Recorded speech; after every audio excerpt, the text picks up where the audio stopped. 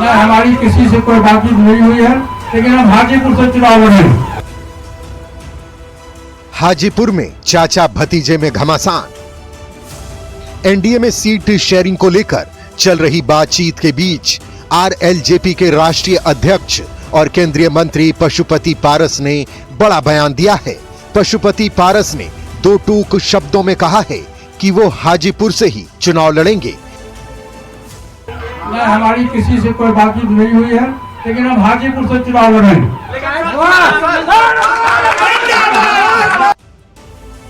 एक तरफ पशुपति पारस किसी भी हाल में हाजीपुर सीट छोड़ने को तैयार नहीं दिख रहे हैं, दूसरी ओर माना जा रहा है कि एनडीए की सीट शेयरिंग में हाजीपुर सहित एलजेपी कोटे की 5 सीटें चिराग पासवान की पार्टी एलजेपीआर के खाते में जा रही हैं।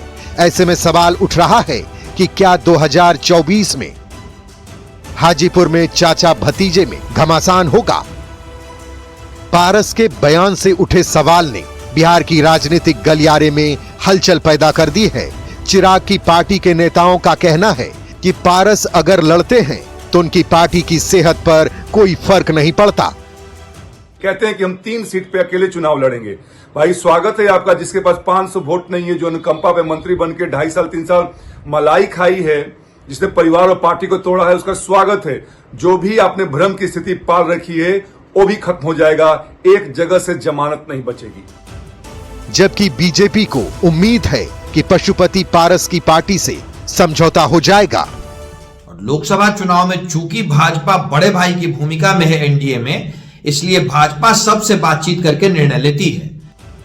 हाजीपुर को लेकर चाचा भतीजे में छिड़ी सियासी जंग ने आरजेडी को तंज कसने का मौका दे दिया है। लेकिन आदरणीय पशुपति पारस जी के साथ बीजेपी ने धोखा किया, ये दर्द उनका आज छलका है, ये दिख रहा है। पारस के बयान के बाद सबकी नजरें एनडीए की तरफ से जारी होने वाले सीट शेयरिंग के फाइनल फॉर्मूले पर टिक गई है। लेकिन सवाल है कि हाजीपुर में अगर चाचा भतीजा आमने सामने चुनाव लड़ जाते हैं तो परिणाम क्या होगा? अमितेश सिंह के साथ पटना से संजय कुमार की रिपोर्ट।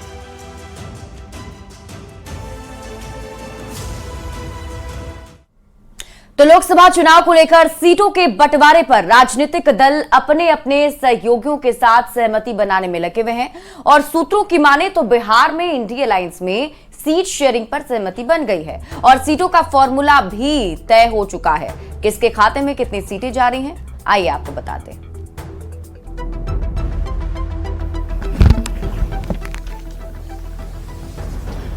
शनिवार को लोकसभा चुनाव की तारीखों का ऐलान हो जाएगा, लेकिन इंडिया अलायंस में अब तक सीटों का फॉर्मूला सेट नहीं हो पाया।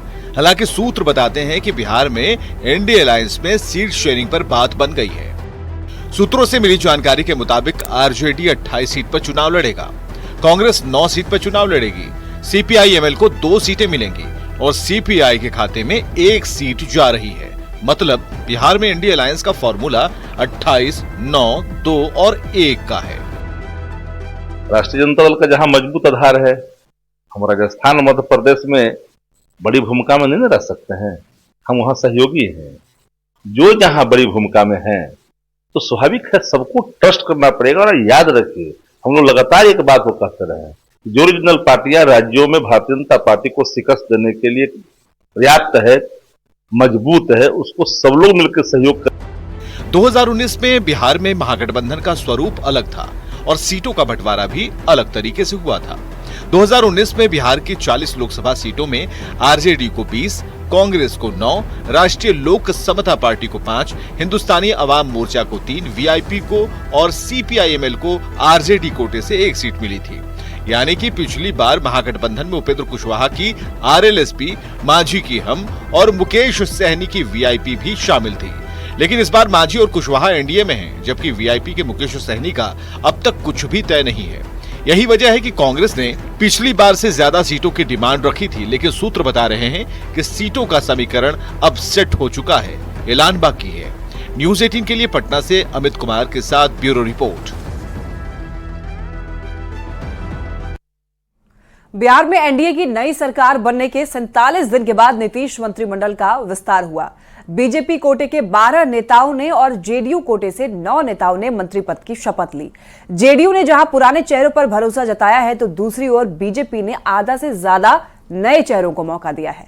मंत्रिमंडल विस्तार के बाद नीतीश कुमार की टीम पूरी हो चुकी है, जिसमें सामाजिक समीकरण का खास ख्याल रखा गया है। मैं मंगल पांडे,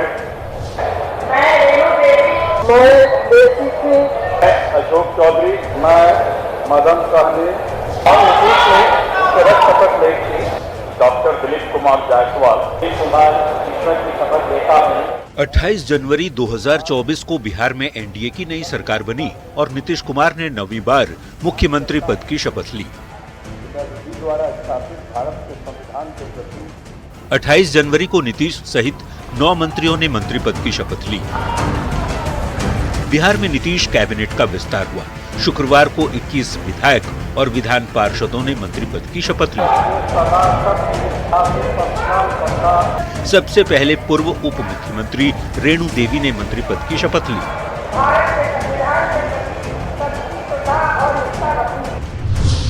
अगर पार्टी वाइज मंत्रियों की बात करें तो जेडीयू कोटे से सुनील कुमार, शीला मंडल, अशोक चौधरी, महेश्वर हजारी, जयंत राज, जमा खान, लेसी सिंह, रत्नेश सदा और मदन सहनी ने मंत्री पद की शपथ ली। तो वहीं बीजेपी से 12 नेताओं ने मंत्री पद की शपथ ली। इनमें रेणु देवी, मंगल पांडे, नीतीश मिश्रा, नीरज बबलू, नितिन नवीन, दिलीप जायसवाल, संतोष सिंह, जनक राम, केदार प्रसाद गुप्ता, हरि सहनी, कृष्ण नंदन पासवान और सुरेंद्र मेहता के नाम शामिल। जेडीयू ने जहां अपने सभी पुराने चेहरों पर ही भरोसा जताया, तो वहीं बीजेपी ने नए चेहरों को मौका दिया। बिहार कैबिनेट में कुल 36 मंत्री हो सकते हैं। शपथ ग्रहण के बाद मुख्यमंत्री सहित मंत्रियों की संख्या 30 हो चुकी है। नीतीश कैबिनेट में जातीय और सामाजिक समीकरण का खास ख्याल रखा गया है। पिछड़ा वर्ग से 8 मंत्री, अति पिछड़ा वर्ग से 5 मंत्री, दलित कोटे से 7 मंत्री, सवर्ण 9 मंत्री, जबकि अल्पसंख्यक कोटे से 1 मंत्री बनाए गए हैं। यानी लोकसभा चुनाव से पहले मंत्रिमंडल विस्तार के जरिए सरकार ने सामाजिक समीकरण साधने की पूरी कोशिश की है। न्यूज़ 18 के लिए पटना से शैलेंद्र कुमार की रिपोर्ट। मैं डॉक्टर दिलीप कुमार जायसवाल करूंगा। शुक्रवार को नीतीश कैबिनेट का विस्तार हुआ, लेकिन उसके पहले मुख्यमंत्री नीतीश कुमार की अध्यक्षता में हुई कैबिनेट की बैठक में ऐतिहासिक 108 फैसले लिए गए, जिसमें बिहार सरकार के कर्मचारियों और पेंशनधारियों का डीए 4% बढ़ा दिया गया है, जिससे उनका डीए बढ़कर अब 50% हो गया है। वहीं पटना के मोइनुल हक स्टेडियम को बीसीसीआई को लीज पर देने का फैसला किया गया। साथ ही मुख्यमंत्री नीतीश कुमार के गृह जिले नालंदा और भागलपुर में नया एयरपोर्ट बनाने की स्वीकृति दी गई है। नए एयरपोर्ट निर्माण का निर्णय लिया है। एक भागलपुर एयरपोर्ट का निर्माण करने का निर्णय लिया, नया एयरपोर्ट, और दूसरा राजगीर में एक नया एयरपोर्ट। तो ये 6000 फीट का रनवे होगा। वर्तमान में भागलपुर सिटी में रनवे जो है शहर के बीचों बीच आ गया है, और इस कारण से कोई कमर्शियल विमान जो है अब संचालित नहीं होते हैं। तो इस संबंध में राज्य सरकार ने एक नया एयरपोर्ट भागलपुर में निर्माण का निर्णय लिया है। वेतन और पेंशन प्राप्त करने जो कर्मी हैं, उनका डीए 412% से बढ़ाकर 427 कर दिया गया है, और सष्टम केंद्रीय जो वेतनमान है वो 221% से बढ़ाकर 230 कर दिया गया है। बीजेपी महिला मोर्चा की प्रदेश अध्यक्ष और नवनियुक्त राज्यसभा सांसद डॉक्टर धर्मशिला गुप्ता ने पटना सिटी का दौरा किया। डॉक्टर धर्मशिला ने गायघाट में